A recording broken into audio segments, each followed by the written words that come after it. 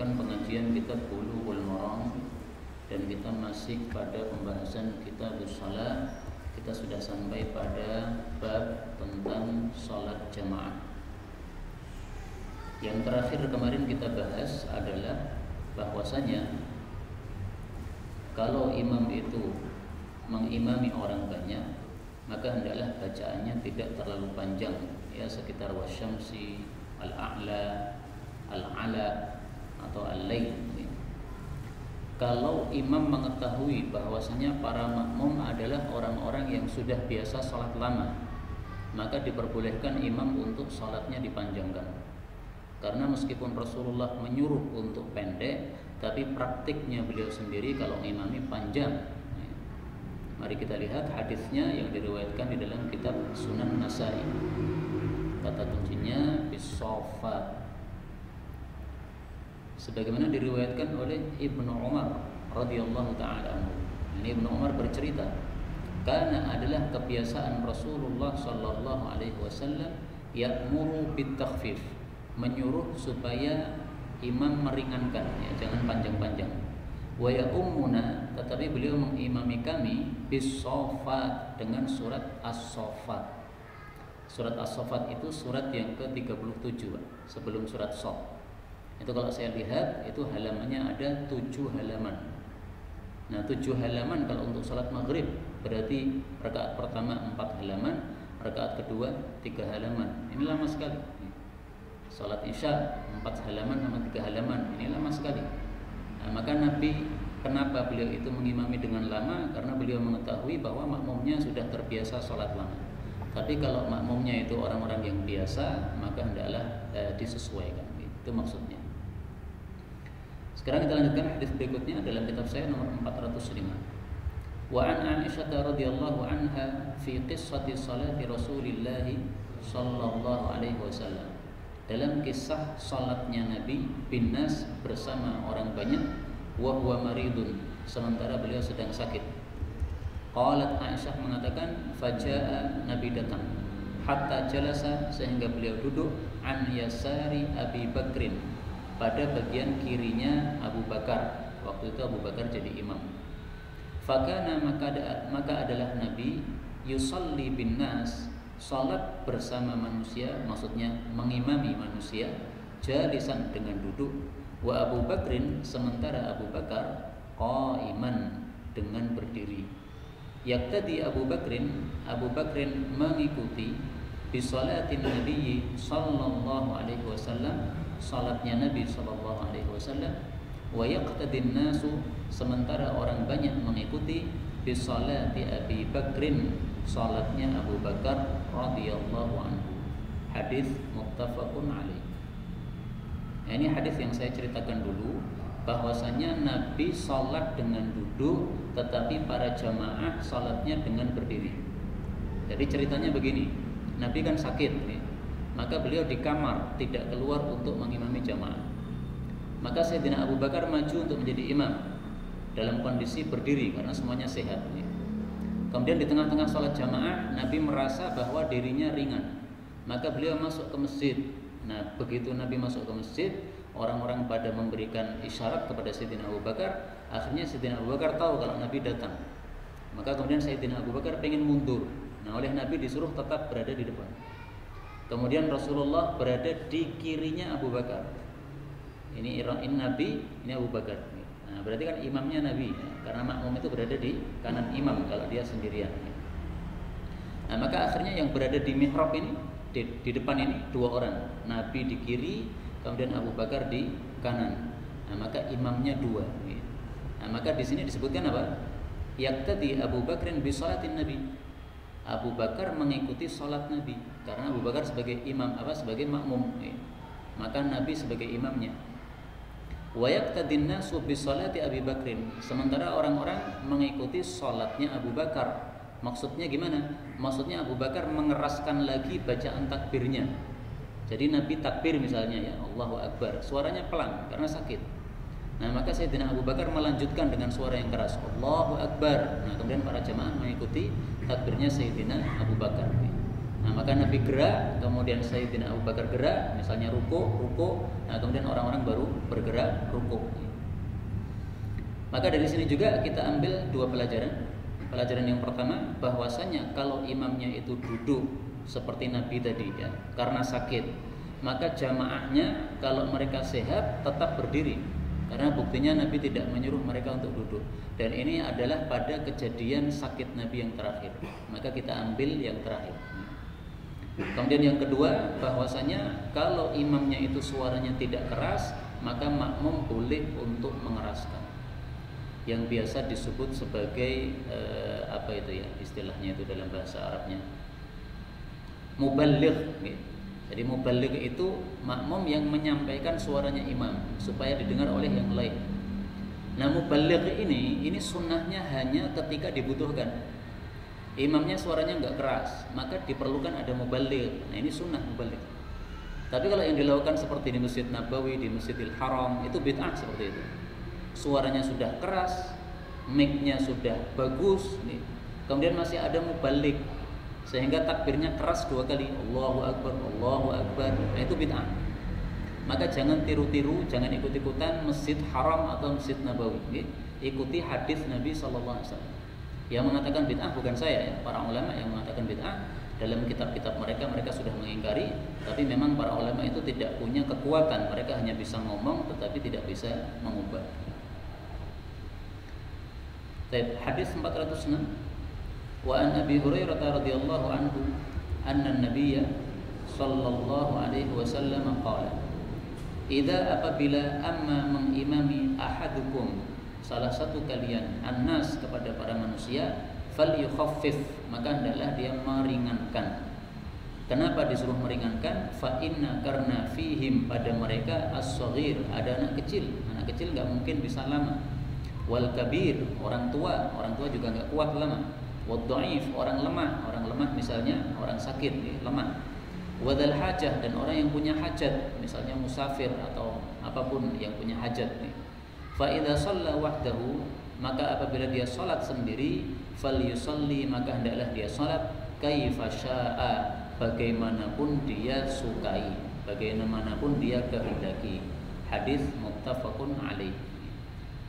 Hadis ini menunjukkan bahwasanya imam ketika menjadi imam itu hendaklah memperhatikan jamaahnya. Kalau jamaahnya ada orang-orang lemah seperti ini, disebutkan oleh Nabi ada 4 orang. Pertama, anak kecil. Yang kedua, orang tua. Yang ketiga, orang yang lemah, misalnya sakit. Yang keempat, orang yang punya hajat. Nah, 4 orang ini semuanya terkumpul dalam satu illah atau satu sebab, yaitu tidak mungkin mereka bisa sholat lama.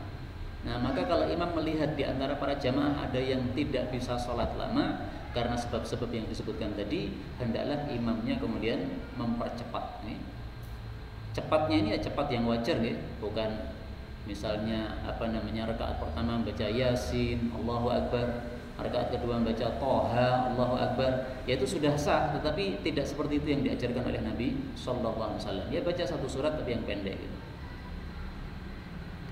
Mari kita lihat bagaimana praktik Nabi Sallallahu Alaihi Wasallam.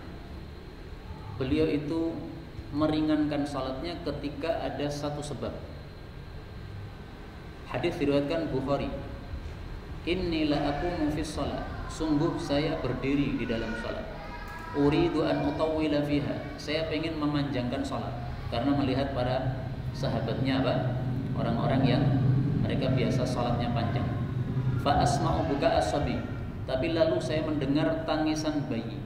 Fa atajawwaz fi salati, maka saya pun meringkas salat saya, mencepatkan.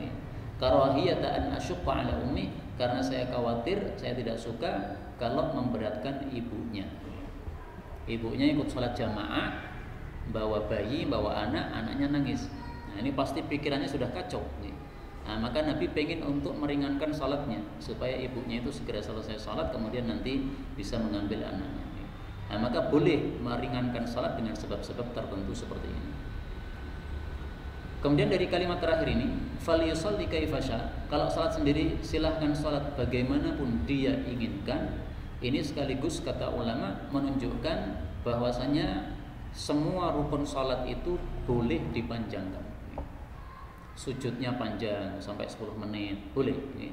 Rukuknya panjang sampai 10 menit, boleh. I'tidal panjang sampai 10 menit, boleh. Duduk di antara dua sujud panjang sampai 10 menit, semuanya boleh. Ini maksud saya membantah mazhab Syafi'i. Dalam mazhab Syafi'i dikatakan namanya i'tidal nggak boleh panjang. Namanya duduk di antara dua sujud nggak boleh panjang. Kata mereka dua rukun ini adalah dua rukun yang pendek, harus pendek, tidak boleh panjang. Bahkan sebagian mereka mengatakan kalau panjang bisa batal salatnya. Nah ini jelas penjelasan yang tidak benar. Karena Nabi SAW kalau sujud ketika salat tahajud lama, ketika i'tidal salat tahajud juga lama, lamanya seperti rukuknya seperti berdirinya. Nah, berarti semuanya panjangnya itu semisal. Kalau berdirinya lama maka rukuknya lama, i'tidalnya lama dan seterusnya. Dan maka dalam hal ini memang kita tidak sepakat dengan mazhab Syafi'i yang mengatakan bahwa i'tidal harus pendek, duduk di antara dua sujud harus pendek. Itu enggak ada dalil yang kuat untuknya. 407. Wa an Amr bin Salamah qala abi, berkata bapak saya yaitu Salamah, ji'tukum, aku datang kepada kalian, min indin Nabi sallallahu alaihi wasallam, dari hadapan Nabi, haqqan, yang sebenar-benarnya Nabi. Jadi dia setelah ketemu Nabi dia yakin ini Nabi benar, ini bukan Nabi palsu. Qala, dia mengatakan, Nabi bersabda, fa idza, maka apabila hadaratis shalah, telah tiba salat, falyu'adzin, maka hendaklah adzan, ahadukum, salah satu kalian, wal ya'ummakum, dan hendaklah mengimami kalian, aktsarukum Qur'anan, yang paling banyak di antara kalian Qur'annya. Qala, fanadharu, maka mereka melihat, falam yakun, maka tidak ada, ahadun, seorang pun, aktsara Qur'anan, yang lebih banyak Qur'annya, minni, daripada saya, maksudnya hafalannya. Faqaddamuni, maka mereka pun memajukan saya, yaitu menjadi imam. Wa ana, padahal saya ibnu sittin, anak usia 6 tahun, au sab'i sinin, atau usia 7 tahun. Hadis diriwayatkan oleh Imam Bukhari, Abu Dawud dan Nasa'i. Hadis ini untuk bab imam menunjukkan bahwasanya satu, imam itu hendaklah dipilih yang terbanyak hafalannya. Karena di sini Nabi jelas mengatakan aktsarukum, paling banyak Qur'annya, yaitu hafalannya. Tapi sudah kita bahas kemarin bahwasanya paling banyak Qur'annya maksudnya apa? Diperselisihkan oleh para ulama. Ada yang katakan paling banyak hafalannya, ada yang katakan paling banyak fahamnya terhadap Qur'an itu. Dan sudah kita bahas dulu bahwasanya diutamakan yang lebih paham daripada yang hafal. Karena kalau cuma hafal, itu hafalan itu hanya diperlukan pada saat berdiri saja. Ketika rukuk, sujud dan seterusnya sudah enggak perlu hafalan lagi. Tetapi kalau paham, maka pahamnya salat ini diperlukan dari awal salat sampai akhir salat. Bagaimana kalau terjadi sahwi, bagaimana kalau ada terjadi kelupaan dan sebagainya. Ini perlu kepahaman. Nah, sehingga yang didahulukan adalah yang lebih paham. Kemudian hadis ini menunjukkan juga bolehnya ibnu sittin au sab'in, anak usia 7 tahun untuk menjadi imam. Dan ini masalah yang diperselisihkan oleh para ulama. Paling bagus di sini mazhab Syafi'i. Mazhab Syafi'i katakan anak usia 7 tahun kalau sudah mumayyiz, maka dia boleh menjadi imam, baik itu salatnya salat fardu maupun itu salatnya salat sunnah, sama aja. Salat tarawih diimami anak usia 7 tahun, enggak apa-apa kalau dia sudah mumayyiz. Kemudian salat fardu 5 waktu diimami 7 tahun, enggak ada masalah. Dalam kasus ini imamnya imam salat wajib. Karena di sini Nabi mengatakan fa idza hadaratis shalah falyu'adzin. Kalau tiba salat azan, berarti kan salat 5 waktu diimami anak usia 7 tahun, enggak apa-apa, sah. Kalau mazhab Hambali membedakan. Kalau anak ini mengimami salat fardu enggak boleh. Tapi kalau salat sunnah boleh. Ini saya pernah dengar dari siapa itu yang di Jakarta itu? Ustadz siapa yang dari Arab tinggalnya di Jakarta? Siapa? Nah, Syekh Jabir, Syekh Ali Jabir. Syekh Ali Jabir katakan kalau untuk ngimami salat fardu enggak boleh, tapi salat sunnah boleh. Nah, itu wajar beliau fatwanya begitu. Kenapa? Dia dari Saudi. Saudi itu mazhabnya mazhab Hambali rata-rata. Tapi di sini yang paling bagus bukan mazhab Hambali, yaitu mazhab Syafi'i yang mengatakan boleh menjadi imam salat fardu, ya, karena hadisnya jelas sekali, fa idza hadaratis shalah, ini salat fardu, falyu'adzin ahadukum wal ya'ummakum aktsarukum qur'anan. Tapi syaratnya tadi, ya, harus mumayyiz. Mumayyiz itu sudah bisa membedakan mana baik, mana buruk, mana salat, mana bukan, sehingga salatnya sudah genah, ya. Kalau ada anak kecil salat toleh, kemudian gerak-gerak, nah itu berarti belum mumayyiz dia. Belum bisa membedakan mana salat, mana olahraga. Kalau dia sudah paham, pasti salatnya akan tenang, menghadap ke arah kiblat sesuai dengan aturan. Nah, itu boleh jadi imam. Anak usia 7 tahun zaman dulu itu sudah pada mumayyiz, Pak. Sekarang itu belum tentu, Pak. Maka kata-kata 7 tahun ini jangan jadi patokan, ya. Yang jadi patokan adalah mumayyiz atau tidak. Kalau zaman dulu 7 tahun sudah mumayyiz, tetapi sekarang bisa jadi belum. Saya lihat anak saya yang pertama, dia sudah 7 tahun, Zaidan itu. Tapi menurut saya untuk jadi imam belum. Kenapa? Sholatnya masih kayak gitu tadi, gerak-gerak, tolak-toleh, dan sebagainya. Tapi kadang-kadang dia ngotot, pokoknya yang imam saya, Umi di belakang. Dia sholat maghrib tidak mau ke masjid, pilih di rumah, tapi katanya yang imam saya. Bacanya juga surat-surat panjang. Tapi biasanya kalau dia minta jadi imam itu sholatnya genah, Pak. Kalau jadi makmum, nah sholatnya baru nggak genah. Kadang-kadang toleh dan sebagainya. Nah, tapi biasanya diakali oleh istri saya, dia tetap di belakang, ya karena dia minta di depan. Nah, maka istri saya di belakang, tapi niatnya bukan sebagai makmum. Pura-pura aja makmum. Ya udah kamu imam, tapi berada di belakang sholat sendiri. Nah, itu kalau kita mau mengatasi anak kita yang minta jadi imam, begitu caranya. Tapi kemudian dari hadis ini, perhatikan kalimatnya. Kalau sudah tiba sholat, maka adzan. Apa maksudnya sudah tiba sholat? Menurut guru kami, Buya Yahya, beliau mengatakan, kalau sudah waktu sholat tiba, maka adzan. Maka beliau pernah kajian seperti ini, dari ba'da maghrib kajian sampai jam 8 malam. Berarti kan isyaknya diundurkan, ya Pak. Nah itu ketika jam 7 beliau katakan berhenti dulu kajian, adzan dulu. Ini sunnahnya, kata beliau. Nah berarti beliau itu memaknai arti ini, hadaratis shalah, sholat tiba, itu maksudnya waktu sholat tiba. Hadara waktu sholat. Ini takdirnya atau penjelasannya menurut beliau. Tapi ternyata memang para ulama berbeda. Ada juga yang mengartikan hadaratis shalah itu adalah hadara as-shalah, salatnya yang tiba. Jadi perbuatannya yang tiba. Artinya kalau mau salat ya adzan. Kalau belum mau salat maka belum adzan.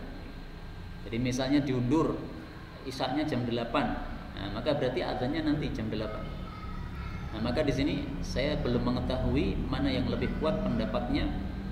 Intinya kata-kata hadaratis shalah, salat tiba itu bisa dua makna. Bisa maksudnya adalah perbuatan salatnya yang tiba atau waktu salatnya yang tiba. Kalau kita pahami waktu salatnya yang tiba berarti adzan dulu meskipun salatnya agak mundur.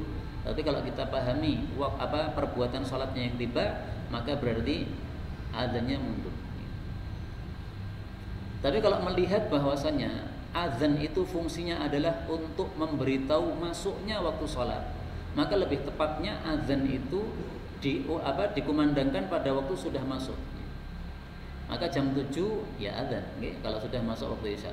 Meskipun sholatnya nanti jam 8. Karena kalau kita ubah-ubah waktu azannya itu kadang-kadang bisa menjadi rancu untuk masyarakat.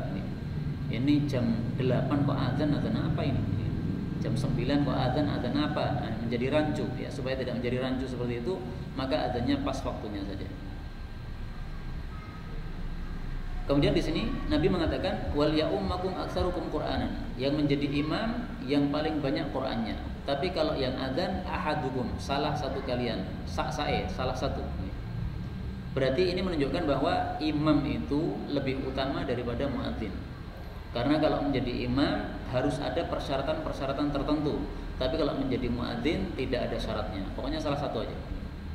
Dan ini memang masalah yang diperselisihkan oleh para ulama, mana lebih utama muadzin atau imam. Tapi kesimpulan akhirnya menurut saya bahwa muadzin itu punya kelebihan yang tidak dimiliki oleh imam, tetapi imam juga punya kelebihan yang tidak dimiliki oleh muadzin. Itu ringkasnya. Mari kita lihat bagaimana Nabi bicara tentang para muadzin. Rasul sallallahu alaihi wasallam bersabda, al-muadzinun, orang-orang muadzin, atwalun nasi a'naqan, orang yang paling panjang tengkuknya yaumal qiyamah, pada hari kiamat. Maka ini zahirnya muadzin sama imam itu lebih utama apa? Muadzin. Para imam, para muadzin, semua manusia nanti kumpul pada hari kiamat. Nah, paling panjang tengkuknya itu adalah muadzin, bukan imam. Imam kalah panjang tengkuknya. Nah, apa yang dimaksud paling panjang tengkuknya? Maksudnya adalah qalat a'naquhum li alla yanaluhum dzalikal karbu wal araq. Sebagian ulama mengartikan nanti di padang mahsyar itu kita akan dikumpulkan di bawah matahari yang sangat dekat sekali, sehingga keringat kita ini semuanya banyak sekali bercucuran.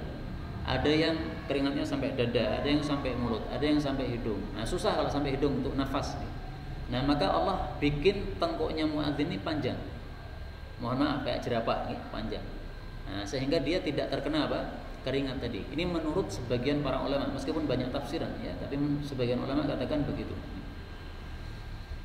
Dan ini masuk akal karena ketika dia azan itu dia menggunakan tenggorokan. Tenggorokannya bekerja untuk azan sehingga mungkin sampai serak dan sebagainya. Nah, maka dibalas oleh Allah, ini tenggorokannya dipanjangkan, dimuliakan oleh Allah Subhanahu wa taala sehingga aman dari keringatnya tadi. Hadis 408. Wa an Abi Mas'ud radhiyallahu anhu qala Rasulullah sallallahu alaihi wasallam, ya ummul qauma, mengimami suatu kaum, aqra'uhum, yang paling qari' di antara mereka, paling paham li kitabillah, terhadap kitabullah. Fa in kanu, maka jika adalah mereka fil qiraati, di dalam masalah qiraah, sawaan, sama, fa a'lamuhum bis sunnah, maka yang paling paham dengan sunnah, dengan hadis Nabi sallallahu alaihi wasallam. Jadi dalam Islam ini paling inti Quran, nomor 2 sunnah. Itu yang harus kita pelajari. Fa in kanu fi sunnati sawaan, kalau mereka dalam masalah hadis juga sama, setingkat, selevel, fa aqdamuhum hijrah, maka yang paling dahulu di antara mereka hijrahnya, yaitu hijrah dari Mekah ke Madinah. Fa in kanu fil hijrati sawaan, kalau mereka hijrahnya juga sama, selevel, fa aqdamuhum silman, maka yang paling dahulu di antara mereka masuk Islamnya. Wa fi riwayatin, dalam riwayat yang lain, sinnan, usianya, itu yang lebih tua usianya. Nah, jadi urutannya itu yang pertama paling paham, Pak. Dan ini termasuk sunnah yang sudah lenyap di Indonesia. Di Indonesia itu rata-rata, ya tidak rata-rata ya, banyak saya melihat bahwasanya imam itu dipilih yang tua. Ini salah. Tua kalau paham nggak ada masalah. Tua bacaannya jelek. Sementara ada anak-anak muda yang karena mereka di pesantren akhirnya mereka paham agama, kemudian bacaannya bagus, hafalannya 30 juz. Nah, ini mestinya yang maju adalah para pemuda tadi, bukan orang-orang tua. Maka suatu masjid mestinya ada takmir dan mestinya ada musyawarah. Kalau masjid tidak ada takmir, yakin pasti rusak, amburadul. Kalau masjid ada takmir tetapi tidak ada musyawarah, sama juga, bisa amburadul. Karena kalau takmir tidak musyawarah, ini tidak sesuai dengan apa yang diajarkan oleh Nabi SAW, apa yang diajarkan oleh Allah juga dalam Al-Quran. Allah mengatakan wa amruhum syura bainahum, urusan kaum mukminin itu adalah musyawarah di antara mereka. Surat Asy-Syura ayat 38.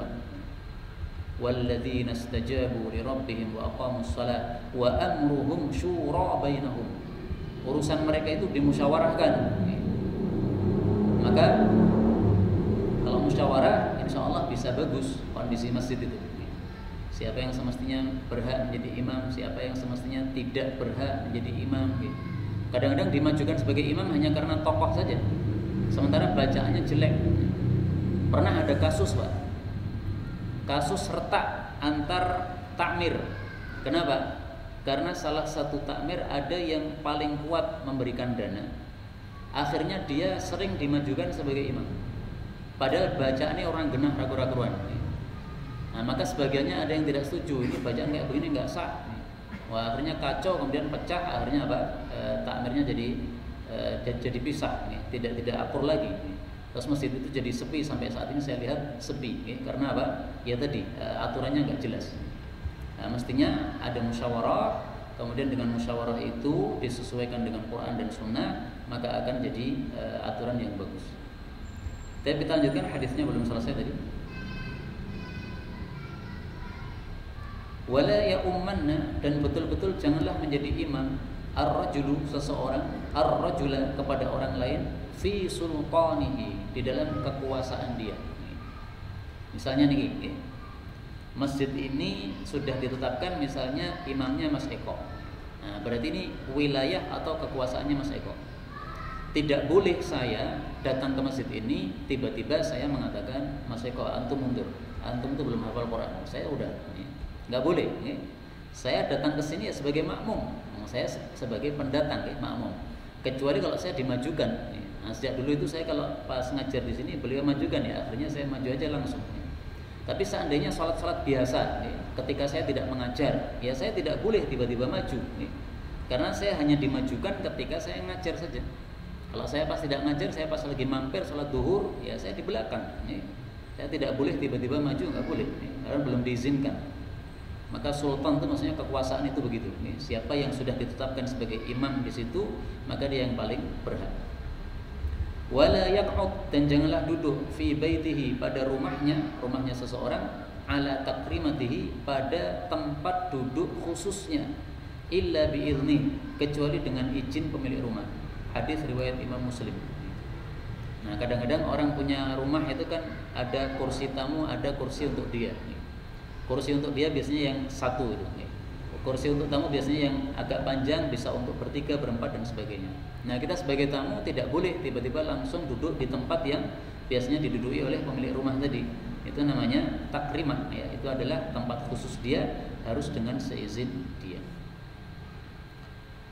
Kemudian 409, Wali Ibnu Majah min hadits Jabir, wala ta'ummanna, dan betul-betul janganlah menjadi imam imra'atun, seorang wanita, rajulan, kepada laki-laki. Ini hadisnya memang derajatnya dhaif, ya. Maka saya kasih tanda garis bawah di sini. Ini tanda dhaif. Tetapi isinya sahih. Wanita tidak boleh menjadi imam lelaki. Maka sholat jamaah yang menjadi imam adalah akhwat, makmumnya para jamaah laki-laki, ini dilarang oleh Nabi SAW.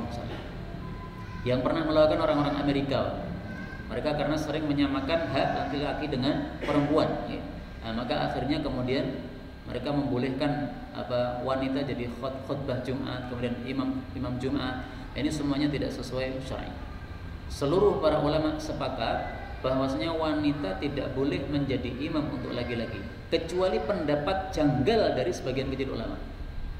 Imam Tabari misalnya berpendapat. Nah, di sini belum saya tampilkan. Mestinya di sini saya tampilkan nomor 1 pendapat al-jumhur, bahwasanya mereka tidak membolehkan hal itu. Kemudian At-Tabari membolehkan. Tapi ini pendapat janggal, pendapat syadz, sehingga tidak usah kita pedulikan. Wanita itu tempatnya selalu di belakang dalam masalah salat jamaah. Tidak pernah kita temukan di masa Nabi wanita mengimami laki-laki. Padahal Nabi mengajari kita, shallu kama ra'aitumuni usolli. Contoh misalnya hadis yang menunjukkan wanita itu selalu di belakang.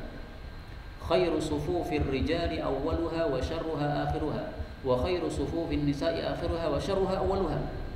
Sebaik-baik saf wanita paling belakang. Maka saf wanita itu mestinya memulainya dari belakang. Kalau belakang sudah penuh, depannya sudah penuh, depannya lagi gitu. Ini caranya dari belakang dulu. Wa syarruha awwaluha, yang paling jelek adalah saf yang paling depan. Nah, wanita itu meskipun di belakang, kalau safnya paling depan, paling dekat dengan laki-laki, itu paling jelek. Apalagi kalau wanita ini berada di depan laki-laki, nah itu tambah jelek lagi, tambah bid'ah gitu. Itu tambah tidak sah, karena tidak sesuai sunnah Nabi Sallallahu Alaihi Wasallam. Memang mereka yang mengatakan wanita boleh mengimami laki-laki, mereka juga ulama. Dan namanya ulama, kalau mereka berpendapat itu punya dalil. Tapi mari kita lihat dalilnya. Dalilnya tidak begitu kuat, menjelaskan kepada hal itu. Kata kuncinya ahladariha. Hadis diriwayatkan oleh Abu Dawud. Karena Rasulullah sallallahu alaihi wasallam adalah nabi yazuruha fi baitiha, biasa menziarahi Ummi Waraqah. Ummi Waraqah ini sahabat Nabi perempuan. Wa ja'ala laha muadzinan. Nabi menjadikan bagi Ummu Waraqah seorang muadzin, yu'adzinu laha, yang mengadzani untuk dia. Wa amaraha, dan Nabi memerintahkan Ummu Waraqah anta umma, untuk menjadi imam ahla dariha, pada penghuni rumahnya. Nah, ini kata-kata ahla dariha, penghuni rumah, ini dijadikan dalil oleh sebagian ulama, berarti perempuan boleh mengimami laki-laki. Tapi ini pendapat ini tidak benar. Dulu di masa Nabi, semua sahabat itu sholatnya di masjid, nggak ada yang di rumah. Sehingga kalau dikatakan ahla dariha, penghuni rumahnya, itu pasti penghuni rumah yang perempuan atau yang anak-anak, yang tidak ke masjid. Karena memang perempuan itu lebih afdalnya sholatnya di rumah. Di masjid boleh, tapi kalau pengen afdal di rumah. Sehingga di sini Ummu Waraqah tidak ikut ke masjid, dia pilih sholat di rumah, tetapi dia minta muadzin. Nah, akhirnya Nabi buat seorang muadzin untuk dia, tapi adzannya di dalam rumah, karena sholat jamaah juga, tapi jamaahnya hanya jamaah perempuan dan anak-anak, sehingga laki-laki tidak ada yang bermakmum di situ, karena di masa Nabi semua sahabat tidak ada yang tertinggal dari sholat jamaah. Berikutnya lagi, wala Arabiyun, orang Arab Badui tidak boleh mengimami muhajiron, seorang muhajir. Ini kalau dalam konteks sekarang adalah orang yang awam, jangan mengimami orang-orang yang ahli ilmu. Ada komunitas pesantren, orang-orang berilmu kan. Nah, yang imam jangan orang awam. Kalau orang awam yang imami orang-orang awam yang lain. Makanya sering saya katakan, saya jadi imam di beberapa masjid mau, tetapi kalau di pesantrennya Ustadz Syihab, saya nggak mau suruh jadi imam. Pernah saya ikut daurah di pesantrennya Ustadz Syihab, beliau memajukan saya, Ustadz, antum maju. Saya katakan selama di sini ada Ustadz Syihab dan guru-guru yang lain, saya nggak mau, karena mereka ahli-ahli Quran semuanya. Mereka Qurannya sudah bersanad sampai Nabi SAW dan mempelajari Quran bertahun-tahun sampai pergi ke Suriah untuk pelajari Quran. Nah, kalau saya kan pelajari Quran ya sekedar sudah khatam 30 juz saja sama guru, tetapi tidak memperdalam seperti mereka. Nah, maka orang awam jangan mengimami orang-orang ahli ilmu. Ahli ilmu adalah diimami oleh ahli ilmu juga. Kemudian wala fajirun, demikian juga orang yang pendosa, ahli dosa, jangan mengimami mukminan, orang yang beriman. Hadis sanadnya lemah, tetapi ini memang sebuah aturan yang benar. Orang yang fajir, misalnya orang yang suka minum minuman keras, jangan jadi imam untuk orang beriman. Tetangga kita yang nggak pernah sholat jamaah ke masjid, tapi kalau Ramadan muncul, maka Ramadan muncul, padahal dia suka minum minuman keras, nah, supaya kita besarkan jiwanya, suruh ngimami, jangan. Kalau dia mau baik dulu, mau jadi ahli ilmu dulu, silahkan nanti jadi imam. Pernah ada cerita seorang teman saya mengatakan, ada orang yang dulunya orang jelek lah dulunya, tatonya banyak, kemudian tobat, ya karena sudah tobat akhirnya kemudian baik, akhirnya jadi imam. Sebagian imamnya banyak, salah satunya beliau. Nah, suatu saat khatibnya tidak datang, maka akhirnya yang jadi khatib bapak tadi itu tadi. Ketika sudah naik mimbar, dia bingung mau ngomong apa, lupa semuanya. Udah disiapkan, tapi karena belum pernah khutbah naik mimbar langsung lupa kabeh. Nah, begitu lupa, maka dia ngomong misuh-misuh di atas mimbar tadi. Misuh-misuhnya muncul gara-gara dulu pernah jadi orang jelek itu, sisa-sisa jeleknya masih ada. Nah, kalau seperti itu jangan jadikan imam, itu nanti akan rusak gitu. Nah, ini ada kaitannya dengan ahli bid'ah nih. Bagaimana kalau fajirnya ini adalah ahli bid'ah? Boleh enggak jadi imam untuk yang tidak ahli bid'ah? Nah, ini yang sering orang salah paham dalam hal ini. Ada yang tidak mau sholat jamaah lagi, kenapa? Karena imamnya sudah nyalek, Kalau nyalek itu berarti sudah musyrik, karena demokrasi adalah syirik, berarti dia kafir, maka dia salatnya tidak sah, tidak boleh bermakmum kepadanya. Ini salah paham sepertinya. Mari saya bacakan dalam kitab Subulus Salam. Pemahaman seperti itu ada, tapi pemahaman kelompok mana tuh? Tulis imamatul fasik. Kalau yang imami orang fasik gimana? Wa hadza aidan yadullu aidan ala annahu la ya'umul fajir wa huwa al-muba'id fil ma'asi mu'minan. Orang yang melakukan maksiat-maksiat jangan mengimami orang beriman. Wa ila hadza dhahabatil hadawiyah. Inilah pendapat hadawiyah, fashtaratu adalata man yusalli khalfah wa qalu, mereka para hadawiyah berpendapat la tasihhu, tidak sah imamatul fasik kalau diimami oleh orang yang fasik atau pelaku maksiat-maksiat tadi. Ini pendapatnya siapa? Al-Hadawiyah. Al-Hadawiyah itu siapa? Al-Hadawiyah itu satu kelompok dari kelompok Syiah.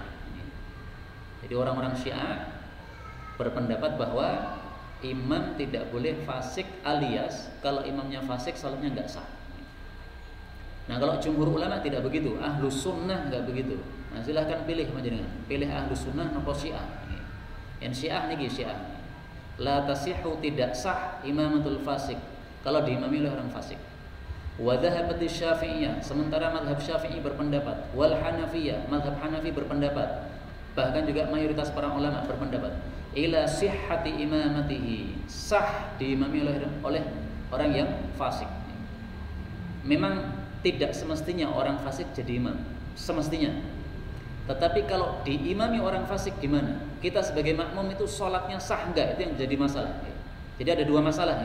Masalah yang pertama, kita jangan memajukan orang fasik. Itu sudah sepakat para ulama, jangan. Tapi kalau masalah kedua, bagaimana kalau diimami orang fasik? Sah enggak kita di belakangnya? Nah, di sini dalilnya bahwasanya Nabi SAW mengatakan dalam hadisnya,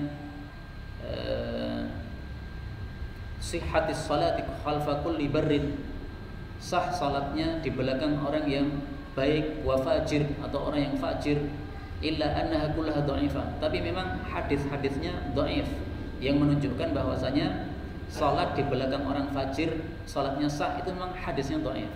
Tetapi karena masalah ini semuanya tidak punya dalil yang sahih, maka kembali kepada hukum asal. Hukum asalnya apa? Man sahhat salatuhu sahhat imamatuhu. Ini kaidah ya, harus dihafalkan ini. Siapapun yang salatnya sah, maka dia sah menjadi imam. Siapapun yang salatnya sah, maka sah menjadi imam. Alias jamaahnya sah salatnya, semuanya sah. Wa ayyada dzalika fi'lus sahabah, itu dikuatkan oleh perbuatan para sahabat.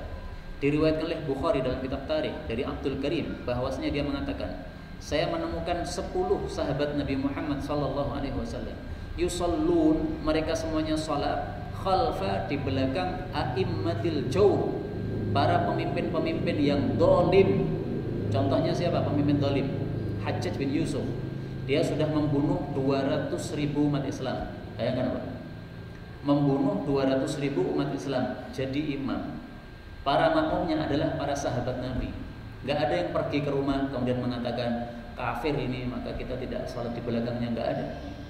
Nah, sekarang gara-gara nyoblos saja dianggap kafir, gara-gara nyalek aja dianggap kafir. Saya bukan berarti setuju dengan orang yang nyalek loh. Saya mengatakan kalau ada orang sudah ngaji seperti kita ini kok nyalek, ini berarti orang mudeng ngaji ini. Ngaji ini gagal. Yang ngaji pun rampung pun mudeng, gak akan mau nyalek. Guru saya Ustaz Mu'in mengatakan itu adalah dunia fitnah, nyalek itu. Beliau waktu itu mengatakan, saya waktu itu belum nikah pas ngaji sama beliau. Beliau mengatakan, kalau suatu saat antum temukan saya nyalek, berarti saya sudah mikirnya gak benar. Nanti tolong saya diingatkan. Itu pesannya Ustaz Mu'in. Karena itu adalah dunia fitnah. Nah, maka kesimpulannya kalau udah paham ngaji Quran Sunnah gak bakal nyalek. Kalau nyalek itu berarti belum paham nih. Kon baleni meleh ngaji nih. Qur'ane Sunnah baleni meleh, belum paham berarti. Tapi kembali ke sini, yusalluna, sahabat-sahabat Nabi salat khalfa a'immatil jawr, di belakang imam-imam yang zalim. Bahkan salah satunya Hajjaj bin Yusuf yang membunuh 200.000 umat Islam. Padahal kalau kita lihat sabda Nabi tentang membunuh orang muslim gimana Pak? Wa qitaluhu kufrun. Wa qitaluhu kufrun. Memerangi orang muslim adalah kafir. Nah ini Hajjaj tidak hanya perang nih. Niki sampai membunuh nih. Membunuh 200.000 umat Islam, kafir ping 200.000. Tetapi tetap saja sah menjadi imam karena kafir di sini bukan untuk memvonis pelakunya, tetapi untuk memvonis perbuatannya. Kita luhu memeranginya, ini kan perbuatan. Kufrun adalah perbuatan kafir. Nabi tidak mengatakan orang yang memerangi muslim berarti dia orang kafir, enggak begitu.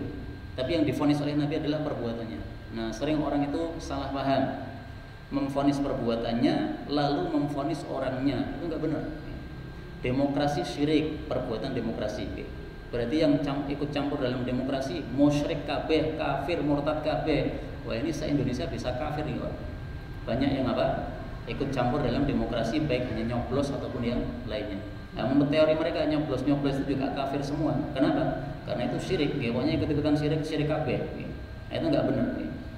Kalau nyoblos ini masih pembicaraan lain, tidak perlu kita bahas di sini karena kita sedang apa? Bahas kitab salat ya. Tapi ringkasnya bahwa imam orang fasik itu makmumnya adalah sah mazhab Ahlus Sunnah. Adapun orang-orang Syiah mengatakan tidak sah. Wallahu a'lam bishawab. Subhanakallahumma rabbana bihamdika asyhadu an la ilaha illa anta astaghfiruka wa atubu ilaik.